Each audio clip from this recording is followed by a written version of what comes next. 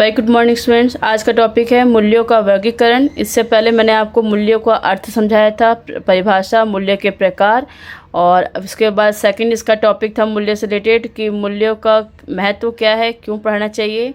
और आज हम पढ़ेंगे कितनी तरह के मूल्य है, उनका वर्गीकरण कैसे कर सकते हैं। तो मूल्यों के वर्गीकरण पर टिप्पणी लिखिए। दार्शनिक और शिक्षाविदों के विचारों के आधार पर मूल्यों का वर्गीकरण निम्न प्रकार से किया जा सकता है। ठीक, तो ये आपका पहला है नैतिक मूल्य। नैतिक मूल्य जो है आपका मनुष्य का सामाजिक आधार मान जाता है, जीवन का आधार।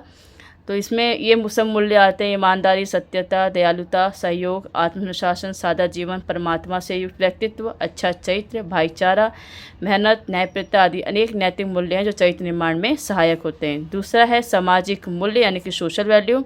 समाज का कल्याण सर्वोपरि मानना ही सामाजिक मूल्य हैं और समाज में रह के ही वो अपना व्यक्तित्व विकास कर सकता है, इसीलिए उसके मूल्य अपनाना जरूरी है, जैसे अनुशासन बनाए रखना, परोपकार, राष्ट्रीय बंधुत्व, सहनशीलता, सामुदायिक सहयोग आदि। उसके बाद है तीसरा धार्मिक मूल्य, रिलीजियस मूल्य। इस धार्मिक मूल्यों में आता है पूजा, भक्ति, विश्वास के प्रति दृढ़ आस्था सम्मिलित करना, इसमें आपका धार्मिक मूल्य में आएगा। ठीक है, परमात्मा पे विश्वास करना, धार्मिक पुस्तकों का अनुसार, ये सब इसमें आएगा। उसके बाद है लोकतांत्रिक मूल्य यानी कि डेमोक्रेटिक वैल्यू।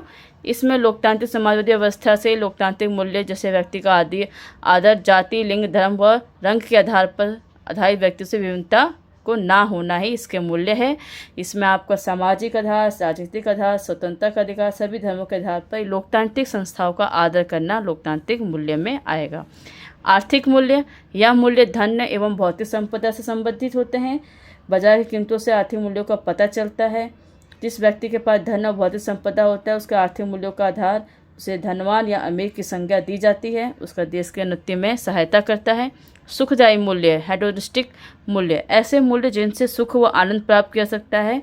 व्यक्ति जो है समाज में हमेशा सुख प्राप्त करने के लिए मूल्यों में लगा रहता है, उसका है कि सुख सुविधा प्राप्त करना, परेशानी ना होना, ये उसका सुखदायी मूल्य होता है।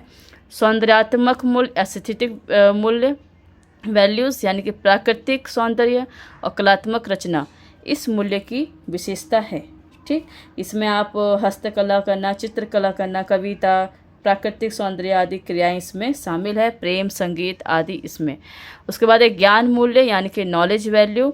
अब यह है कि ज्ञान कभी ख़त्म नहीं होता, हमेशा बढ़ता रहता है, हमेशा इसकी कुछ ना कुछ वैज्ञानिक तथ्यों में अध्ययन में लगा रहता है। व्यक्ति अधिक से अधिक ज्ञान के खोजने का इच्छुक रहता है।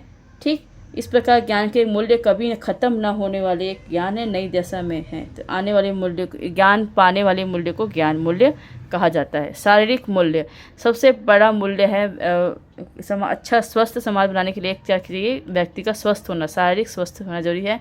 शरीर का स्वास्थ्य अच्छा बनाए रखने के लिए व सुंदरता लाने के लिए इन मूल्यों का महत्व है।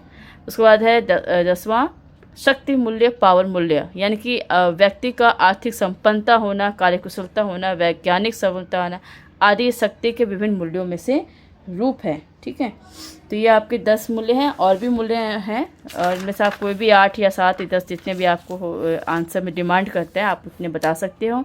और मनोरंजन मूल्य है, व्यक्ति अपना मनोरंजन मूल्य करेगा, मनोरंजन को फॉलो करेगा तभी उसका सर्वांगीण विकास होगा। आंतरिक और व्यक्तिनिष्ठ मूल्य, इसमें वो आंतरिक मूल्य वह होते हैं जिसमें वो आत्मिक संतुष्टि प्रदान करने के लिए होता है, जैसे सत्यम, शिवम, सुंदरम, साध्यम वाला इसमें आपका आएगा। ठीक, उसके बाद है बाहरीय मूल्य यानी कि ऑब्जेक्टिव वस्तुनिष्ठ मूल्य। तो ये आपका धन दौलत से मूल्य मात्र, उनका कोई मूल्य स्वयं नहीं है बल्कि ये साधन मात्र है। और उसके बाद है साधन मूल्य, ये सारे तीनों जो है आपका टेम्पररी है। साधन मूल्य क्या होता है कि ये आपकी टेम्पररी मूल्य कहते हैं, अस्थायी होते हैं। ठीक है, और इन्हीं साधन मूल्य से ही हम न्याय, सत्य, साधन होकर ही सब एक साधन के तरह आते हैं। तो उपरोक्त ये निष्कर्ष में आपका है कि जितना भी हमने अभी पढ़ा, जितने भी सारे मूल्य पढ़े, उन सारे मूल्य के नाम यहाँ पे आप मेंशन कर सकते हो। मैंने यहाँ पे नहीं किया है, ठीक है, तो आप मेंशन कर सकते हो, बता सकते हो कि हमने कौन कौन से मूल्य पढ़े हैं।